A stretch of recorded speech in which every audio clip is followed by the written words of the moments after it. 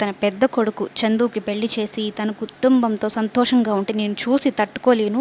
ఈ పెళ్ళి ఎలా ఆపాలో అర్థం కావడం లేదంటూ భద్రావతి చాలా విపరీతంగా ఆలోచిస్తూ ఉంటుంది. అయితే ఇంతలో తన మేనల్లుడు వచ్చి, చూస్తూ ఉన్నంత రేపు సూర్యుడు ఉదయించేది ఎంత నిజమో రేపు ఆ పెళ్ళి ఆగిపోయేది కూడా అంతే నిజమని అయితే చెప్తాడు. అలాగే చెప్పడంతో పాటుగా ఒక కిడ్నాపర్కి ఫోన్ చేస్తాడు. ఆ కిడ్నాపర్ ఎవరు అంటే లేడీ కిడ్నాపర్ అనమాట. పెళ్లి కూతుర్ని కిడ్నాప్ చేయమని ఫోన్ చేస్తాడు. ఆ కిడ్నాపర్ బ్యూటీషియన్ అన్నట్టుగా వెళ్ళి ఈ శ్రీవల్లిని రెడీ చేసి తనకు తెలియకుండానే మత్తు మందు అయితే ఇచ్చి ఆ అమ్మాయిని కిడ్నాప్ చేయబోతుందనమాట. ఆ విషయం ఈ పాపకు తెలియదు కదా. చక్కగా రెడీ అయిపోయి గాజులు, తను చేసిన ముస్తాబు ఇవన్నీ చూసుకుంటూ మురిసిపోతూ ఉంటుంది. పెళ్ళైపోతుంది ఇంకా నాకు అన్నట్టుగా, అందులోనూ చందుబాబుతో పెళ్ళైపోతుంది అన్నట్టుగా, కొంచెం తెంగర పిల్ల ఈ పిల్ల అన్నట్టుగా ఉంటుందన్నమాట. మొత్తం మీదైతే ఈ శ్రీవల్లిని కిడ్నాప్ చేయబోతున్నారు.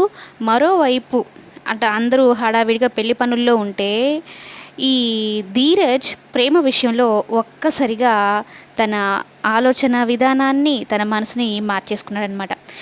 ప్రేమ కూడా అలాగే ఉంది.